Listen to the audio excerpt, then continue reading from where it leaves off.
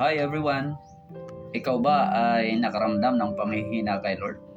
Yung parang naubos na yung saya, parang tinatamad ka ng sumamba, magbasa ng Bible, manalangin, wala ka nang pakialam kung ano na yung mga nangyayari ngayon sa church.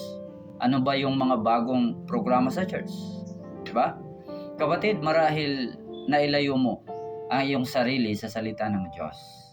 Baka bihira ka lang magbasa at makinig ng Word of God, at mahalaga ring maunawaan mo ang iyong mga napakinggan, yung salita ng Diyos. Dahil alam mo kapatid, sa pangunawa kasi nagkakaroon ng aksyon at interest ang tao. Alam mo bang may sinasabi ang Bible sa Roma 15:4? Sabi po, anumang naisulat noon ay naisulat para sa ating ikatututo, upang sa pamamagitan ng pagtitiis at sa pagpapalakasan ng loob mula sa kasulatan, magkaroon tayo ng pag-asa. Ang kasulatan pala mga kapatid ay nagagamit sa pagpapalakas ng loob. Kaya payo ko sa iyo, magbasa ka lagi ng salita ng Diyos.